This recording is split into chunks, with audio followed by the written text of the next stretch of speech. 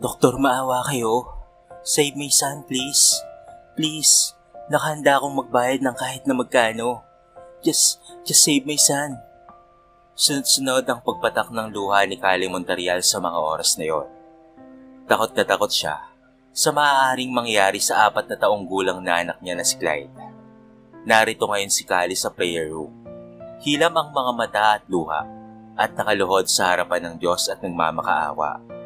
Diyos ko, umupo sanang kunin sa akin si Clyde. Si Clyde na lamang ang meron ako ngayon. Panginoon ko, tulungan mo po ako. Pagsusumamong wika ni Kali na walang tigil na kinakausap ang Diyos. Nasa labas na siya ng hospital room ng anak na si Clyde. Hinihintay ang paglabas ng doktor. Merong severe aplastic anemia si Clyde, kaya ito palagi nasa ospital. Napapikit na lamang si Kali at lihim na umuusal ng dasal sa mga oras na yon para sa kanyang anak. Halos 1 taon na silang pabalik-balik sa ospital, pero hindi pa rin ito gumagaling kahit ilang bags na ng dugo ang ibinigay ng mga doktor. Tila mas lalo pa atang lumalala ang sakit ng bata. Miss Monterial, we need to talk. Napatayo na lamang si Kali sa kinatatayuan nang lumabas na ang doktor mula sa silid ng anak niya. Doc, kamusta po ang anak ko? Miss Monterial, we have no choice but to conduct a bone marrow transplant para po sa anak niyo. Sinabi ko na po sa inyo ito noong nakaraan na kapag lumala ang kondisyon ng bata, ay kailangan na natin ng bone marrow transplant. It's our only option, kaya you have no choice kung hindi ang kontakin ng tunay ng mga magulang ni Clyde. Mahabang paliwanag ng doktor na ikinapanlumo naman ni Kali. Nangihina siyang naupo sa upuan. Paano niya kukumbinsen si Alexa na tulungan siya sa mga oras na yon? Si Alexa Monterial ay stepsister niya, anak ng amang si Alexander Monterial, sa babaeng inasawa nito matapos mamatay ang nanay niya. Magkasama sila sa paaralan simula elementary, high school, hanggang pati na rin sa kolehiyo. Pero sa lahat ng bagay ay mas pinapaboran ng ama si Alexa, hanggang sa nabuntis ito ng boyfriend niyang si King Montero, na isang playboy heartthrob sa paaralan nila. Isang sikat na pamilya ang pamilyang Montero sa La Trinidad City, kung saan sila nag-aaral malayo sa probinsya nila sa Pinus View. Hindi inako ni King ang bata. Itinanggi nito ang relasyon nila ni Alexa dahil sa sinabi nitong maraming lalaki sa buhay si Alexa. Kaya itinago ni Alexa ang pagbubuntis niya. Alexa, anong ginagawa mo? Nahintakutang wika ni Kali nang makita ang nakababatang kapatid na umaagos ang dugo sa paa. Ate, namumutla ito nang makita siya. Umikot ang pakiramdam ni Alexa hanggang sa mawala na ito ng malay. Nagmamadaling dinala ni Kali sa ospital si Alexa at doon niya nalaman na mag-6 na buwan na pala itong buntis. Kung ano-ano na lamang ang ginawa nito para malaglag ang bata hanggang sa nag-bleeding na ito. But Kali saves the angel's life nang dinala niya sa ospital si Alexa at naisalba ng mga doktor ang bata sa sinapupunan nito. Malakas na nakakapit ang bata sa sinapupunan ni Alexa, sabi ng mga doktor. Ate, bakit mo ako dinala rito? Umiiyak na wika ni Alexa na matalim na nakatitig kay Kali. Ano bang gagawin ko sa'yo ha? Alangan namang hayaan kitang mamatay sa loob ng kwarto natin. Nagugulo ang wika ni Kali sa kanyang kapatid. Papatayin ako ni Mama at Dad sa oras na malaman nilang nabuntis ako ng walang ama ang bata. Kaya ipapalaglag ko ang batang ito. Lahat na lang ginawa ko para mamatay ang batang to. Tapos ay dinala mo pa talaga ako rito sa ospital? Napahagulgol na wika ni Alexa. Alexa, naririnig mo ba ang sinasabi mo? Hindi ka ba natatakot sa karma? Anak mo yan, tapos papatayin mo lang? Alexa, walang kasalanan ng batang yan. Parang nadurog ang puso ni Kali ng mga oras na yon sa narinig mula sa nakababatang kapatid niya. Napuno siya ng awa at pag-aalala para sa anghel na nasa sinapupunan ni Alexa. Masisira ng batang ito ang kinabukasan ko, Ate Kali. Kaya hindi mo ako mapipigilan. Ipapalaglag ko ang batang ito. Hiyaw nang lumuluwang si Alexa na sa murang edad ay hindi matanggap na magiging batang ina siya. Walang araw na hindi binabantayan ni Kali ang kanyang kapatid hanggang sa nakapanganak na nga ito ng 7 buwan dahil sa kung ano-ano ang pinagagagawa nito para lamang maalis ang sanggol sa sinapupunan niya. Kagad namang dumating si Callie upang saklolohan ng walang kamuangwang na sanggol na inilabas nitong si Alexa sa loob ng banyo na tinitirhan nilang apartment. Dinala niya sa ospital ang dalawang nag-aagaw buhay ng araw na yon. Walang nagawa si Callie kung hindi ang tawagan ng stepmother na si Elena upang malaman nito ang kalagayan ng anak na si Alexa. Callie, wag mong sasabihin kay Alexander ang nangyaring ito ha. Makinig ka, bibigyan kita ng pera para alagaan ang batang nasa nursery. Pero wag mong sasabihin sa papa mo ang patungkol dito. Naiintindihan mo? Halos mag-iisang buwan nang nasa ospital ang bata. Natigil sa pag-aaral niya si Callie noong nasa 3 taon na siya ng kursong journalism dahil sa pag-aalaga ng batang sakiti na si Clyde. Hindi na rin siya nakakauwi ng bahay nila dahil nakatali siya sa pag-aalaga sa batang nagsisimula ng kumuha ng malaking puwang sa puso niya. Habang si Alexa naman ay tuloy-tuloy lang ang buhay at walang pakialam sa bata. Noong minsan pang ang iniwan niya kay Alexa ang bata para lamang bumili ng groceries, ay naabutan niya itong iyak ng iyak dahil gutom na ito. Habang si Alexa naman ay mahimbing lamang na natutulog. Sa murang edad na 18, ay naging nanay na si Callie Monterial sa pamangkin niyang si Clyde. Dumating ang bakasyon at hindi na siya pinapadalhan ng pera ni Elena. Kaya't walang nagawa si Callie kung hindi umuwi sa malaking bahay ng amang si Alexander sa probinsya. Dala-dala ang batang noong araw ay magtatatlong buwan na. Isang nakakatulilig na sampalang dumapo sa pisngi ni Callie noong araw ng pag-uwi niya. May ginawang pagtitipo noon sa bahay nila. Ngunit gulat na lamang siya nang naroon si Carlos, ang childhood sweetheart niya, at kababata na nakatakda na palang ikasal kay Alexa. Ikinakahiya kita. Pinaaral kita sa isang prestigyosong paaralan sa Trinidad University para lamang magpabuntis sa kung sino-sinong lalaki. Hindi napigilang bulyaw ng amang si Alexander. Napapailing si Callie at nagpalipat-lipat ng tingin sa stepsister niyang si Alexa at sa stepmother niyang si Elena.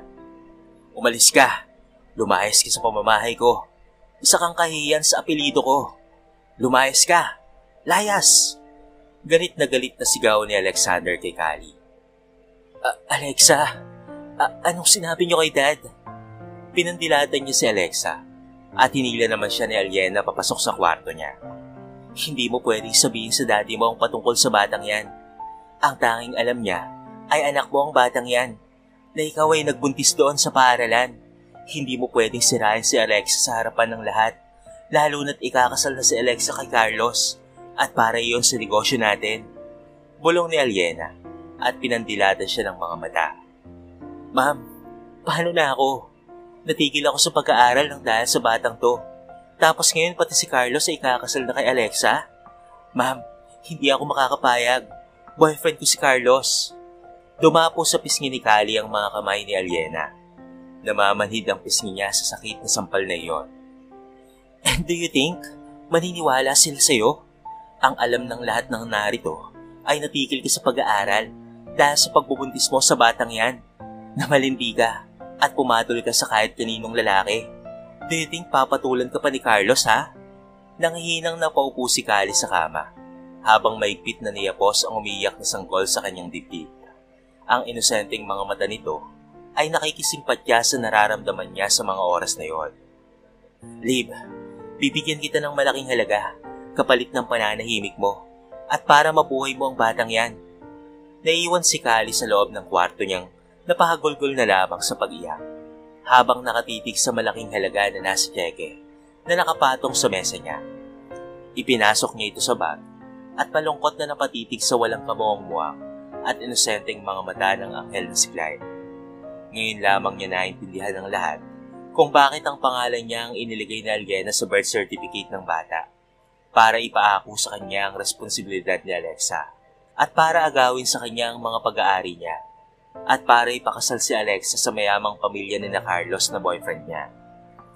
Bumukas ang pinto ng kwarto niya at nabigyan ng pag-asa ang puso niya nang makita ang kasintahang si Carlos.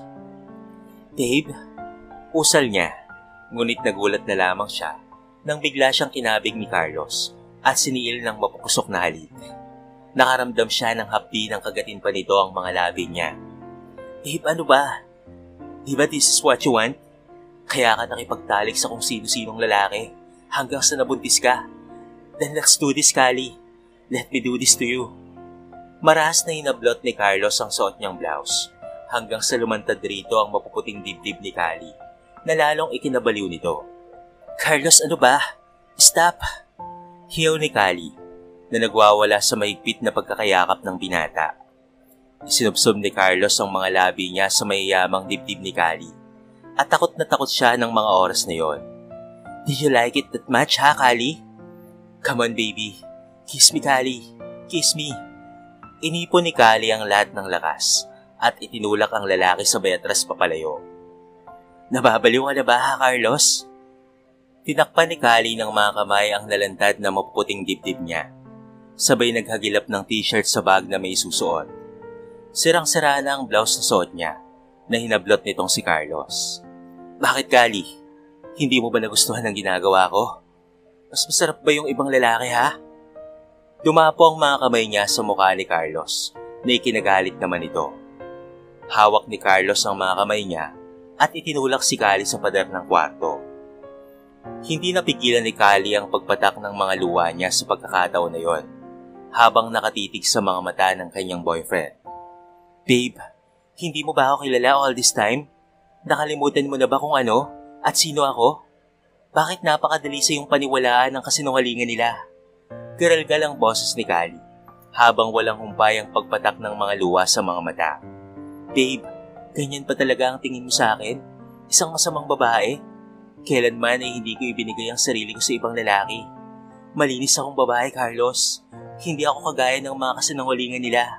Wala akong lalaki. Hilam ang mga mata sa luha na napadako ang tingin niya sa bumukas na pinto ng kwarto. Ang kapal talaga ng mukha mong babae ka. Ahagawin mo pa sa akin si Carlos? Hiyaw ni Alexa na hinablot ang mga kamay ni Carlos na nakahawak sa mga kamay ni Kali. Babe, paniwalaan mo ko. Nagsisinungaling lang yan si Mami at pati si Alexa. Napahiyaw si Kali sa sakit nang sugurin siya ni Alexa at magkasunod na dumapo sa pisngi niya ang mga kamay nito. Don't you dare me, malandi kang babae ka. Don't you dare na sirain ako sa harapan ni Carlos. Hindi ka ba nahiya sa sarili mo? Nagkaanak kang hindi mo alam kung sino ang ama dahil sa kalandian mo? Bulyaw ni Alexa na ngayon ay natigil matapos dumapo sa pisngi nito ang malakas na sampal mula kay Carlos. Natigilan ito sandali na napatitig sa lalaki. Labi, kakasal na tayo. Huwag mong sabihin gusto mo pa rin sa babaeng yan.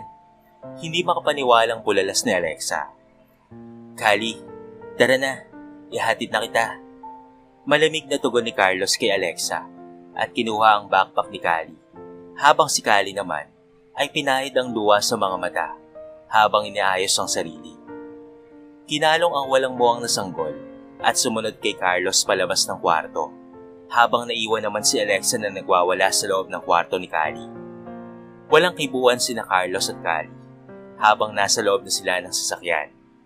Manaka-naka ang bahagyang pagsulyap sa kanya ni Carlos habang nakayuko naman si Kali na ang mga mata ay nasa inosenteng sanggol na hawak niya.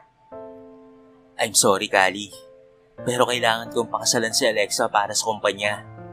Basag nito sa katahimikan nila. Pumatak ang mga luha ni Kali sa mga mata habang nakatitig sa malayo. Alam ng pamilya niya na magkasintahan sila ni Carlos, pero alam niya rin na sirang-sira na siya sa buong pamilya niya at sa pamilya ni na Carlos dahil sa mga kasinungalingan ni Alexa at Aliena.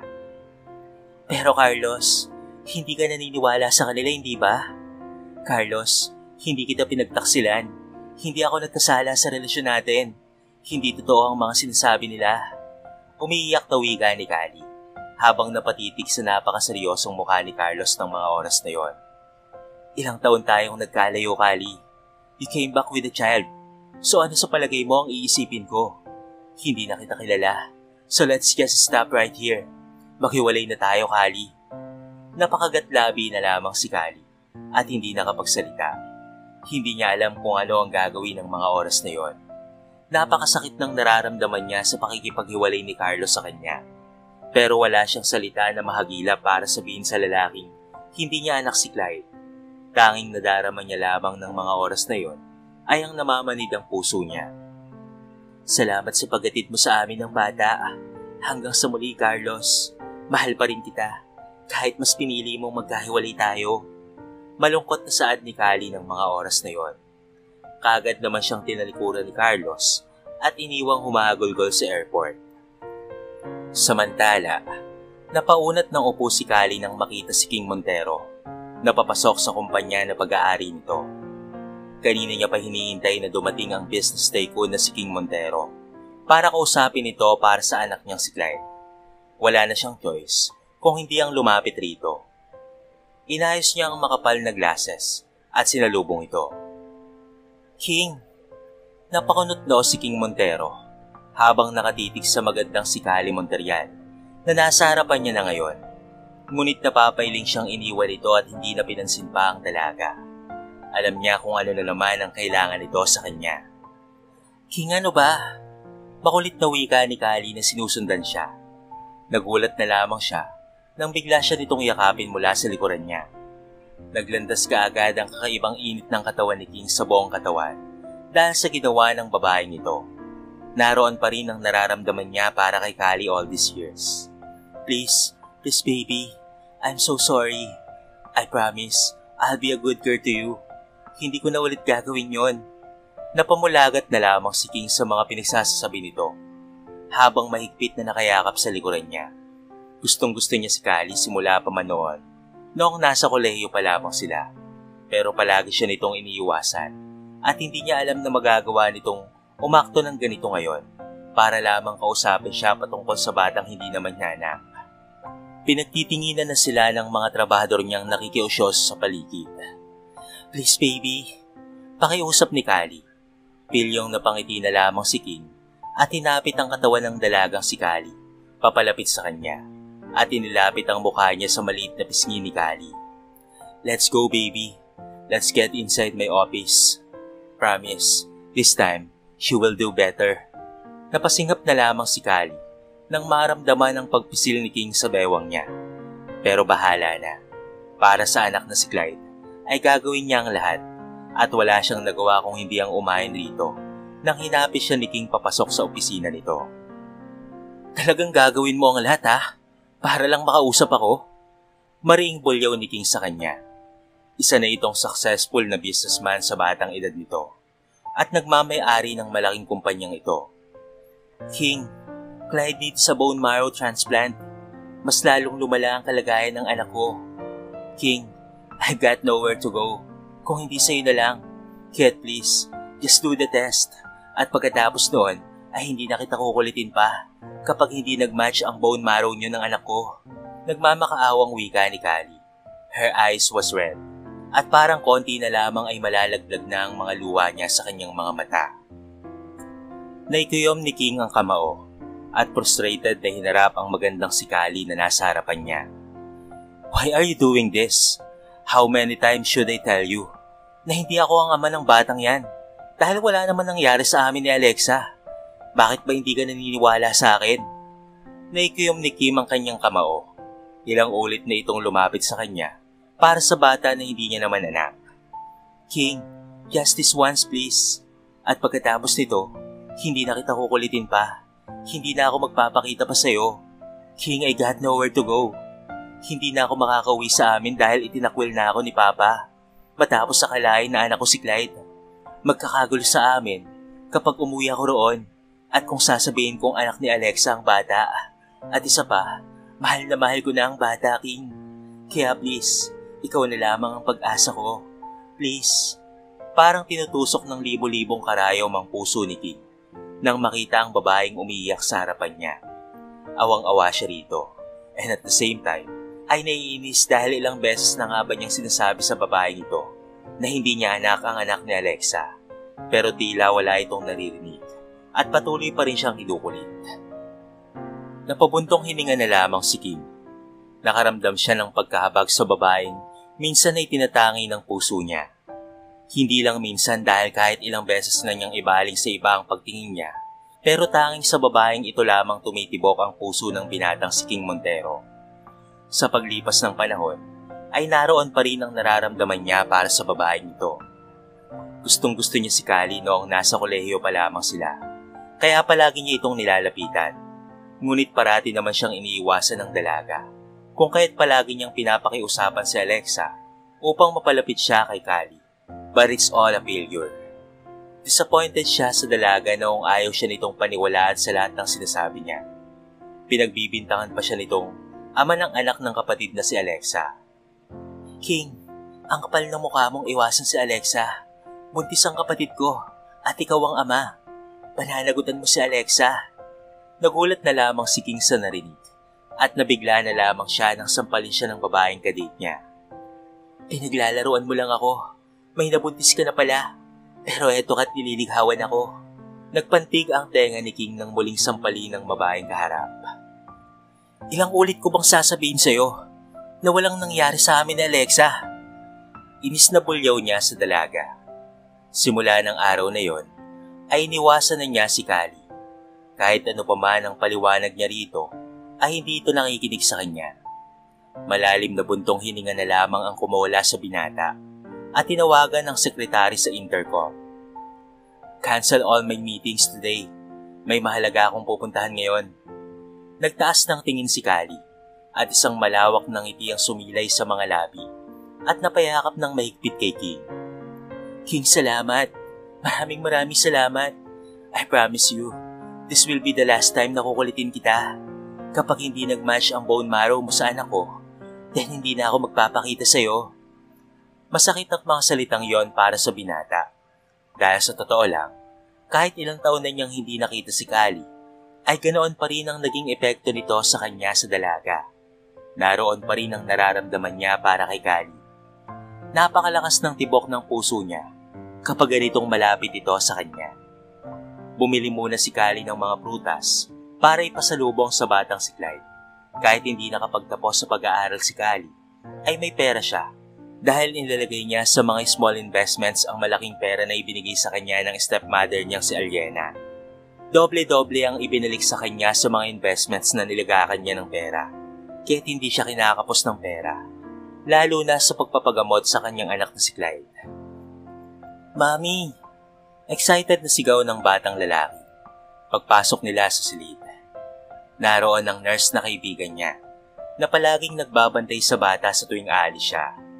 Umalik sa kanyang pisngi ang 3 taong gulang na batang payat na lalaki. Halata ang pamumutla ng mukha nito, pero napakagwapo ng batang ito. Awa ang nararamdaman ni King ng mga oras na yon, habang nakatitig sa mapanuring mga mata ng bata. Mami, siya po ba ang daddy ko? Natigilan si Callie sa tanong ni Clyde. Nagmamadali itong bumaba sa pagkakakandong at tumawak sa kamay ni King.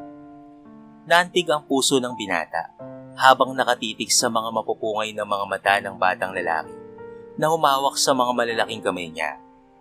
His frail hand is small, weak and cold, ngunit parang inaaplos ang puso ng binata habang nakatitig sa mga mata nito.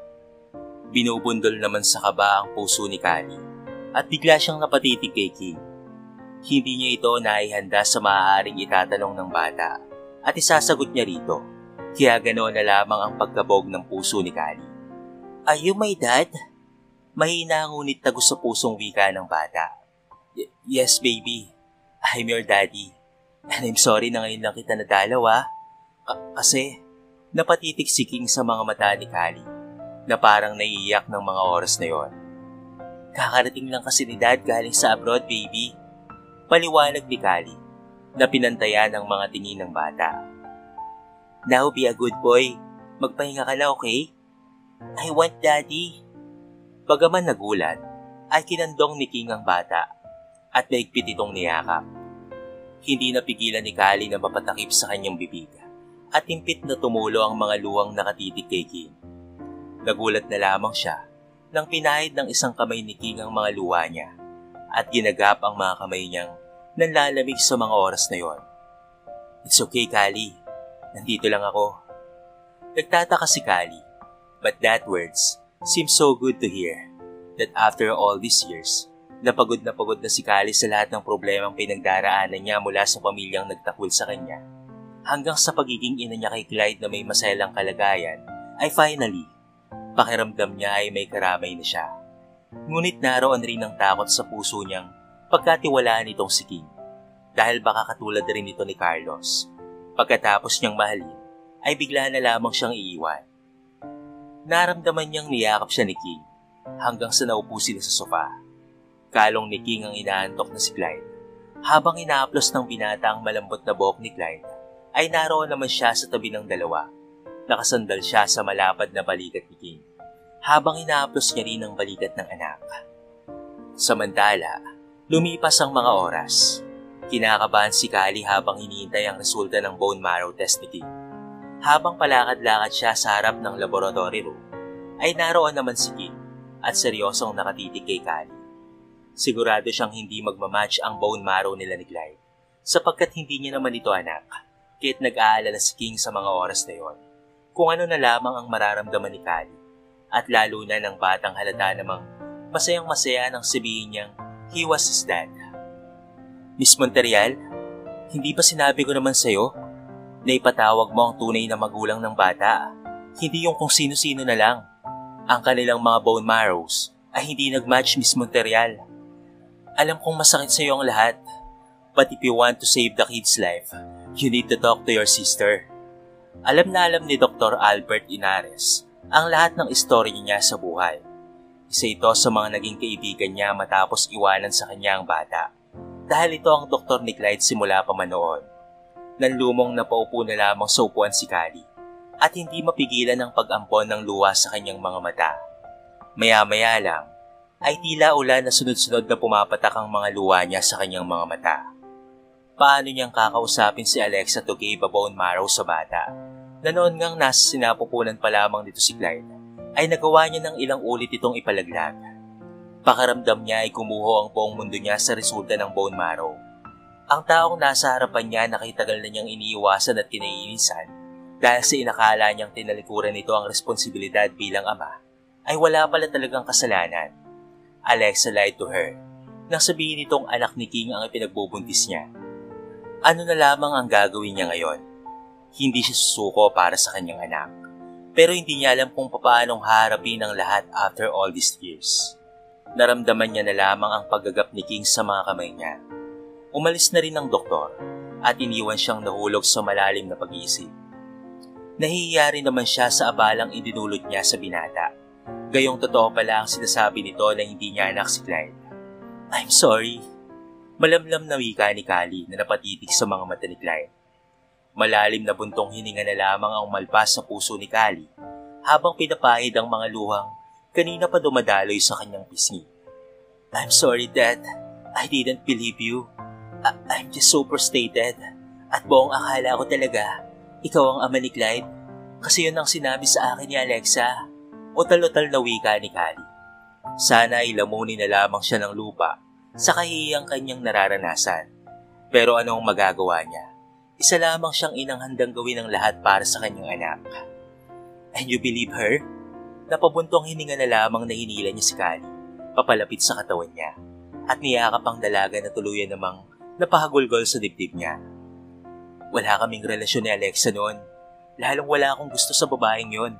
Iba yung rason ng pakikipagkaibigan ko kay Alexa. It's not because of her, Callie. Hindi na natuloy pa ni King ang kanyang sasabihin. Dahil pakaramdam niya ay may bumabara sa lalamunan niya. Kaya't niyakap na lamang niya si Callie. Hindi ito ang tamang oras para sabihin niya rito ang patungkol sa damdamin niya. Callie, bakit hindi mo puntahan si Alexa at kausapin para sa anak niya?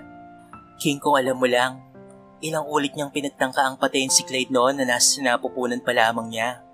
Paano pa kaya ngayon? Saka ito ang dahilan kung bakit hindi ako umuwi sa amin.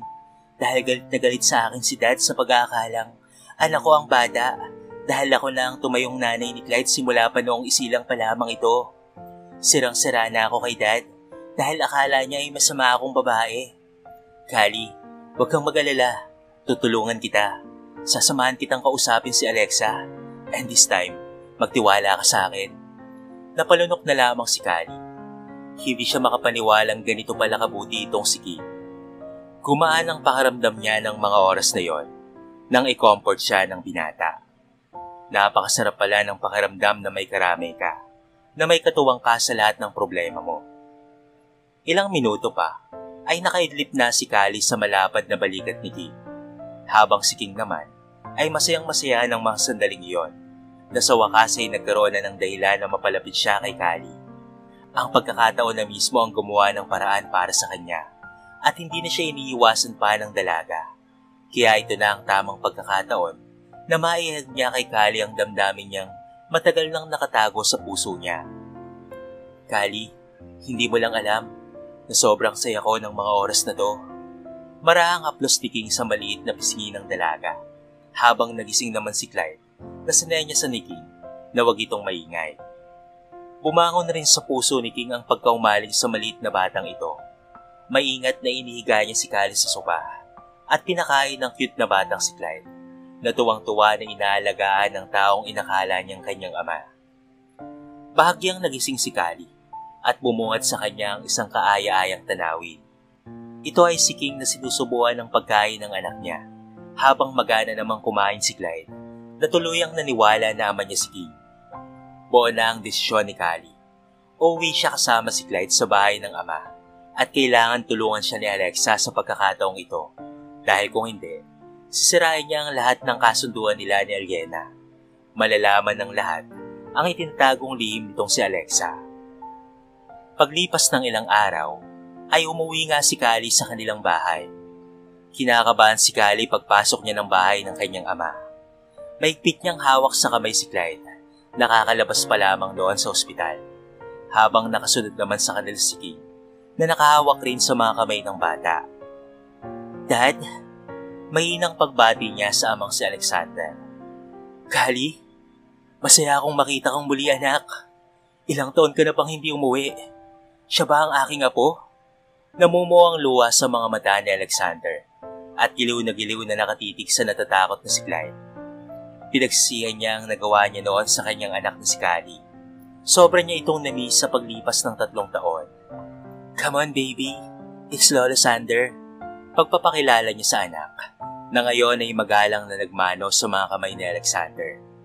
Namumutla si Alexa na nakatitig sa kanila ng mga oras na yon. Pero naroon ang pagkamangha nang makita si King Montero na kasama nila. Tinutuon ni King ang sinabi nito na sasamahan siya nito. And you are? Nakataas kilay na tanong ni Alexander sa lalaking nasa tabi ni Callie. King Montero, sir. Callie's boyfriend. I am Clyde's father. Napayuko si Callie at napakagatlabi sa kasinungalingang sinabi ni King na ikinagulat naman ng lahat, lalo na ni Alexa. Nahalata sa mga mata ang takot sa pagdating ni Callie. It's good to finally meet you. Are you related to the King's business empire? Nakakunot ko ang tanong ni Alexander sa binatang si King. Pagmamay-ari ko po ang negosyong yun, sir. Napanganga lamang si Aliena kung gaano kayaman ang ama ng apo niyang inalagaan ni Callie. Kaya naisip niya kaagad na ireto kay Alexa itong si King. Total itong lalaking ito ang ama ng bata at kunin kay Callie ang apo niya. Pero mahihirapan siya dahil nalalapit na rin naman ang kasal nila Alexa at Carlos. Pero gagawan niya ito ng paraan. Hello baby, kamusta ka? Ang laki-laki mo na. Miss na miss ka na ni Lola. Kaagad na umakting si Aliena at lumapit sa bata. Ngunit mabilis itong nagtago sa likod ni King. Napangiti si Aliena at inilahad ang kamay kay King na magalang namang tinanggap ng binata. Dad, iakyat ko po muna sa kwarto ko ang bata nang makapagpahinga muna siya. Hindi pwedeng mapagod itong si Clyde. Paalam niya sa kanyang ama. But King hauled the kid at kinalong ang bata. Pagkatapos ay hinapit nito ang balakang Callie at inilipat sa katawan niya. Let's go baby.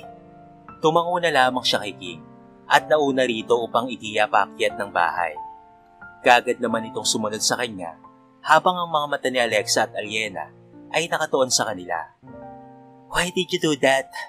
Nagtatakang tanong niya kay King habang nakakunot ang noo. Habang si Clyde naman ay nakatulog sa pagitan nilang dalawa na nakasiksik sa bisig ni King. Look, ang buong akala ng daddy mo ay anak mo si Clyde. Mas lalo kang masira sa harapan ng dad mo kung walang kinikilalang ama si Clyde at nag-iisa ka sa buhay. Naiintindihan kita.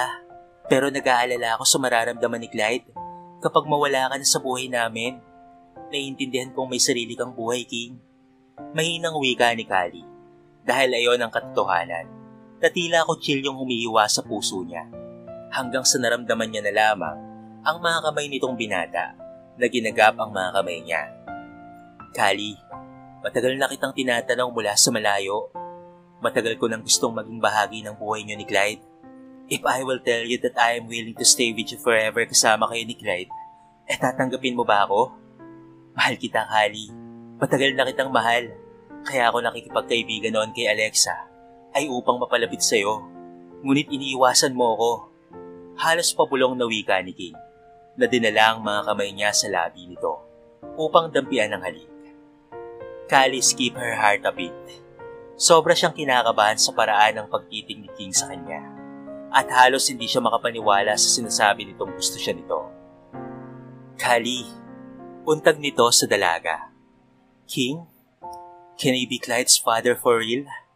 Hindi napigilan ni Callie ang pagtulo ng mga luha niya na kaagad namang pinunasan ni King gamit ang daliri. Hindi niya alam kung ano ang isasagot kay King, pero tanging masaganang luha lamang ang pumapatak sa mga mata niya. Dahan-dahan na bumangon si King at lumapit sa tabi niya. Bakit ka ba umiiyak? Masuyong wika ni King habang marahang pinupunasan ng mga luha niya. I don't know, but I'm so glad na may taong handang tanggapin kami ni Clyde. Kasi dati tinataboy kami ni Dad. Utal-utal na wika ni Callie habang umiiyak. I'm sorry, Callie, kung ngayon lang ako. Pero ipapangako kong simula ngayon, I will be with you and Clyde forever. I love you, Callie. Bulong nito kay Callie habang maingat siyang tinutulungang makabangon mula sa pagkakahiga. King, I don't know what to say. Napangiti si King na dinampian siya ng halik sa pisngi. It's okay. I can't wait, Callie. Isang magandang ngiti ang sumilay sa labi ng dalaga while King is still holding her hands. Kinaumagahan ay maagang kinausap ni Callie ang stepsister na si Alexa Sarti ng malaking bahay ng kanyang ama. Si King at Clyde naman ay naroon naman sa malawak na lawn kasama ang ama niyang si Alexander. So kaya ka umuwi rito? Para humingi sa akin ng bone marrow donation? Para sa anak mo, ha? Palatak ni Alexa habang tinirigan lamang ng mga mata si Callie. Bakit kasi hindi mo na lang siya inayaang mamatay? Mabilis na dumapo sa pisngi ni Alexa ang mga kamay ni Callie.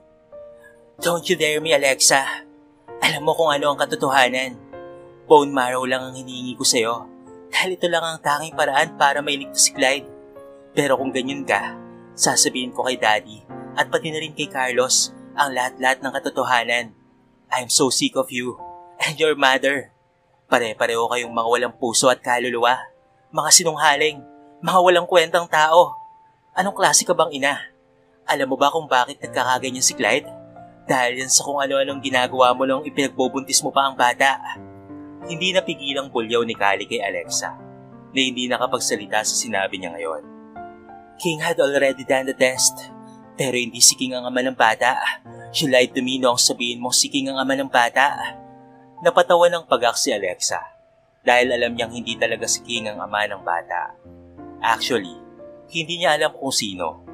Ginawa niya lang yon para ilayo ang loob ni Callie kay King. Nasunod ng sunod noon kay Callie. Nanghihinayang siya para kay King dahil napakayaman ito, pero kay Callie pa nagkagusto at hindi sa kanya. Tinatakot mo ba ako, Callie? Naniningkit ang mga mata ni Alexa dahil sa unang pagkakataon ay tinakot siya ni Callie. Hindi niya inaasahan na uuwi rito ang babae para lamang siya itakutin. Hindi kita tinatakot, pero sa pagkakataong ito ay mas mabuting malaman na ni Daddy at ni Carlos ang katotohanan. Hindi ka ba naaawa sa bata, ha? Kahit katiting lamang naawa para sa anak mo ay wala ka? Kailangan ka ni Clyde. Kahit ngayon lang, Alexa, magpakita ka naman. Hindi na napigilan pa ni Callie ang damdamin. At iyon ang tagpong narinig ni Carlos at pati na rin ni Alexander nang lumapit sila sa kinaroroonan ng dalawa. Aksidenteng narinig nila ang lahat ng pinag-uusapan ni Alexa at Callie. Anong sinabi mo, Callie? Parang tinulos na kandila sa kinatatayuan si Alexa nang makita ang kanyang ama at si Carlos na papalapit na sa kanila. Dad, Napatanga naman si Callie at hindi malaman ang gagawin ng mga oras na yon. Dad, she lies. She lies. Nanginginig na wika ni Alexa matapos sampalin ni Alexander. Namumutla ang mukha nitong napatitig kay Carlos. Hindi makapaniwala si Alexa na magagawa siyang saktan ng kanyang amang si Alexander at ito pa ay sa unang pagkakataon. Anak mo si Clyde? Nagsinungaling kayo sa akin noong sinabi niyo ng mami mo na buntis itong si Callie at inako mo naman Callie ang lahat ng responsibilidad sa bata. Namumula sa galit ang mukha ni Alexander ng mga oras na yon, habang si Carlos naman ay parang ipinako sa kinakatayuan. Dad, hindi ko kayang itaboy ang batang yon. Awang-awa ako sa bata sa tuwing uwi ako ng tinitira namin na nagugutom to dahil walang pakialam si Alexa sa bata. Hanggang sa umuwi rito si Alexa sa atin at iniwan kami roon. Hindi na ako pinadalhan pa ng pera ni Mami Aliena. Kaya I've got no choice nang umuwi ako rito sa atin. At hindi ko inaasahan na gagawin nila sa akin yon. Na ipapaako sa akin ang responsibilidad sa pagiging ina ni Clyde. At ang magiging kasalanan ko ay ang bagay na hindi ko naman ginawa. Wala akong choice kung hindi ang tumayong ina para kay Clyde. Dahil napamahal na sa akin ang bata. At hindi naman kayo nakikinig sa akin noon eh. At ikaw Carlos, hindi ka rin naman naniwala sa akin.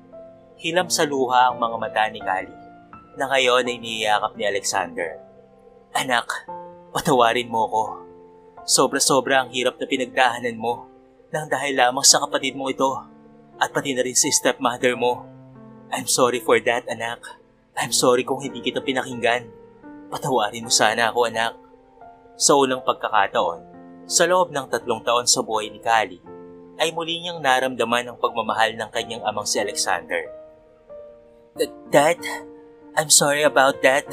Bata pa ako nang mangyari yun. Takot na takot akong hindi mo ako matanggap. Ipinalaglag ko ang bata, but Callie keeps stopping me para gawin yon. Kaya ako ipinaako sa kanya ang bata. Kasi siya naman ang may gusto sa batang yun eh. Dad, I was young that time. Hindi ko pa kayang buhayin ng batang yun. Muling dumapo sa mukha ni Alexa ang mga kamay ng kanyang ama. And how about your sister? She was 18 years old that time. Nabigla na lamang naging ina ng dahil lamang sa kalokohan yung dalawa ng mami mo. Teka, nasaan ang nanay mo? Masakit na ang balikat ni Alexa dahil maigpit itong hinahawakan ni Alexander. Carlos, baby, pakinggan mo sana ako. Wala akong kasalanan rito. Masamang tingin ang ipinukol sa kanya ni Carlos. Kinakabahan siya sapagkat nalalapit na ang kasal nila ng binata. Let's just break up, Alexa. Total ang mga pamilya lang naman natin ang nagkasundo patungkol sa kasal natin. Hindi ko pinangarap na magkaroon ng mga magiging anak ko ng ina na kagaya mo.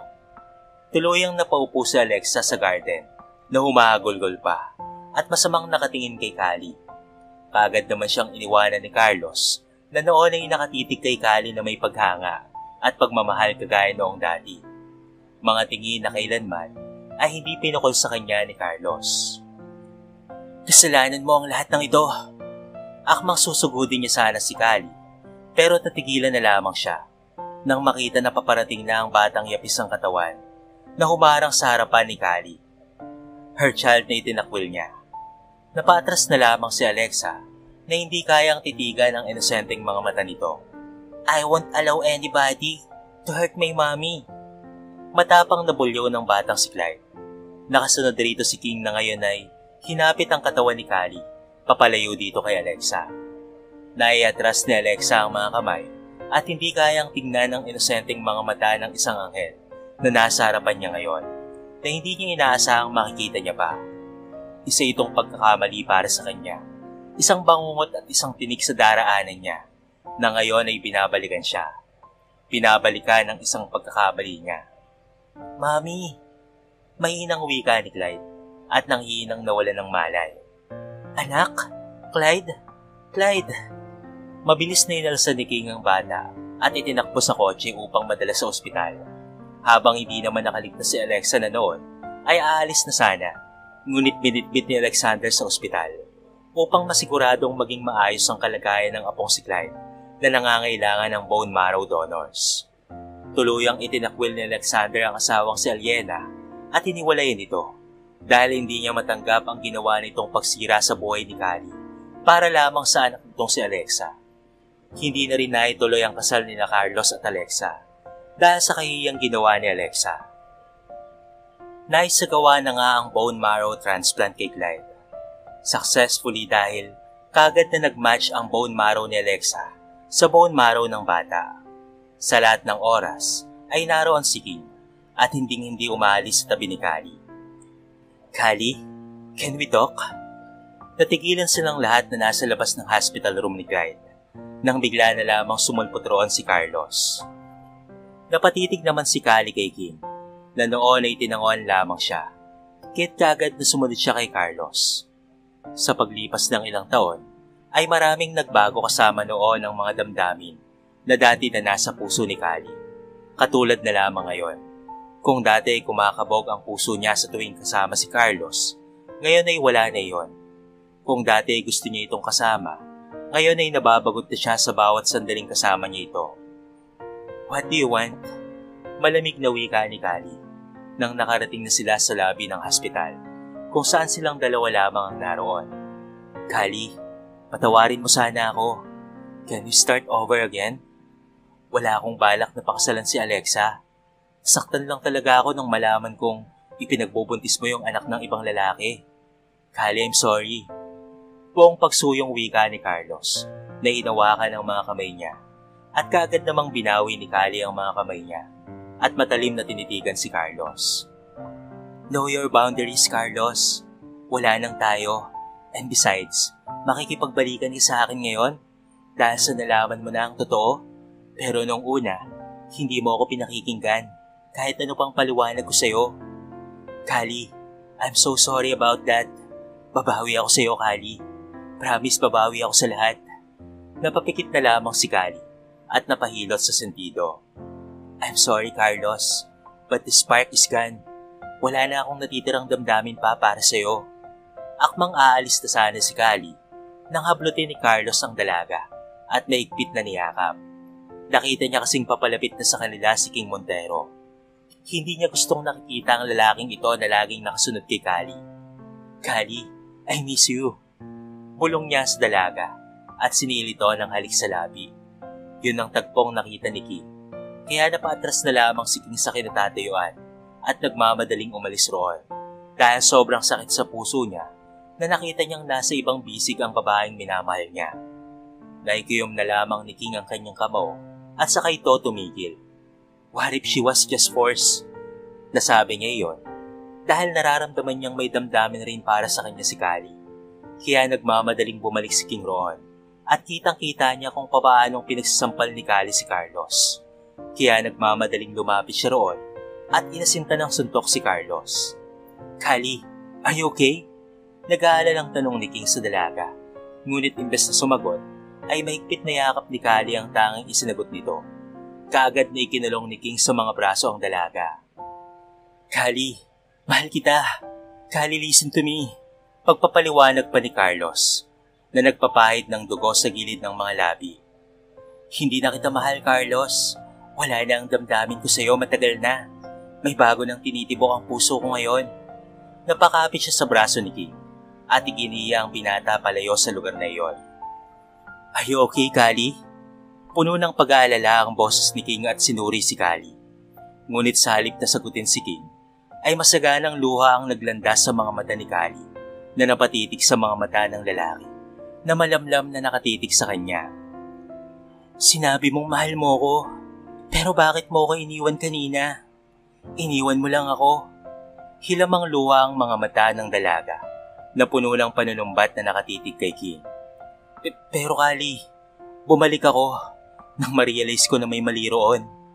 Mahinang wika ni King na hinaplos ang balikat ng umiiyak na dalaga sa harapan. I'm sorry, Callie. I'm so sorry. Hindi na mauulit yon. Nabigla lang ako sa nakita ko kanina. Pero bumalik naman ako. Hindi na naituloy pa ni King ang sasabihin nang bigla siyang siilin ni Callie ng halik sa labi. Sandaling natigilan si King, but he responded on Callie's every moment, na ngayon ay mahigpit ng yumakap sa kanya, habang nakadikit ang mga labing nasa ibabaw ng mga labi niya. Mahal na mahal kita, King. Please, don't you dare leave me. All this time ay nasanay na akong nariyan ka palagi sa tabi namin ni Clyde. Kapag okay na si Clyde, ay sasama kami sa iyo pabalik sa La Trinidad. Wika ni Callie nang maghiwalay ang mga labi ng dalawa. Halos lumundag naman sa tuwa ang puso ni King Montero dahil sa kanyang narinig. The King Montero of La Trinidad City na isang sikat na business tycoon, isang city playboy at matinik sa mga babae dati pa man noong nag-aaral pa sila, ay narito ngayon kasama ni Callie sa ngalan ng pag-ibig niyang matagal nang itinatago at iniingatan sa puso niya para sa dalaga ng ilang taon. Simula pa noon pa mang nag-aaral pa lamang sila. Callie, oh Callie, hindi mo lang alam kung gaano ako kasaya ngayon. Mahal na mahal kita, Callie. Mahigpit na niyakap ulit ni King si Callie at muling sinil ng halik ang mga labi. Sa pagtatapos ng araw na iyon, ay mapayapang pinapanood nila King at Callie ang paglubog ng araw sa kanluran. Nasa mga bisig ni King ang anak nilang si Clyde, habang si Callie naman ay nakasandal sa balikat ni King. Hawak ang swero na nakakabit sa maliit na braso ni Clyde, habang nasa rooftop sila ng ospital. Daddy? Daddy? Hindi mo na ba kami iiwan ni Mami? Hindi ka na ba aalis? Inosenteng tanong ng batang si Clyde kay King, na kinikilalang ama niya. Hindi na baby, uwi tayo sa La Trinidad. Kapag okay ka na, magkakasama na tayo. Hindi na ako aalis sa tabi niya ng mami mo. Malumanay na wika ni King sa bata, na may matatamis ng ngiti ang mga labi, nakatitig sa babaeng nakasandal sa balikat niya. Pag uwi nilang La Trinidad City, ay pakakasalan niya na talaga si Callie. Habang nakatitig sa paglubog ng araw, ay nakangiting binabalikan ni Callie sa mga alaala ang lahat ng hirap na pinagdaanan niya para lamang maitaguyod ang batang si Clyde. Ngayon, kahit na anong pagsubok at hamon ng buhay ang kaharapin niya, ay hindi na siya nag-iisa dahil may isang King Montero ang nasa tabi niya ngayon na nangakong hindi siya iiwan magpakailanman. Kaya nakahanda na siyang sumugal sa pag-ibig nito. Kahit isa pang playboy ang reputasyon nito sa buong La Trinidad, ang mahalaga sa kanya ay kilala niya ang puso nitong nagmamahal sa kanya. Sa gitna ng kanyang kalungkutan at pangangapa sa dilim, ay may isang liwanag na dumating sa buhay niya sa mga oras na buong akala niya ay wala na siyang patutunguhan pa. Ngunit biglang dumating ang lalaki upang iligtas siya sa tiyak ng kalungkutan kapag nawala sa kanya si Clyde. Iniligtas siya ni King at binigyan siya ng lakas ng loob upang harapin sina Aliena at Alexa. Minsan sa ating buhay ay may mga pagkakataon talagang gusto na nating bumitaw dahil sa pagod at hirap ng buhay. Kung minsan sa mga pagsubok na dumarating ay hindi na natin alam kung saan tayo papatungo. Ngunit lagi nating tatandaan na ang pananalig at pagdarasal sa Diyos ay ang tanging sandatang taglay natin na ating makakapitan. Nariyan ang Diyos na laging nakatanaw at gumagabay sa iyong buhay. When all your hopes are gone and darkness covers around you, naroon ang Diyos at nakahandang tumulong sa atin. Kagaya na lamang sa buhay ni Callie na buong akala niya wala na siyang mapupuntahan pa. Pero ginawa ng Diyos ng paraan upang ang lahat ng problema niya ay malampasan niya. Hanggang sa muli mga kaibigan, maraming salamat sa pakikinig sa ating kwento.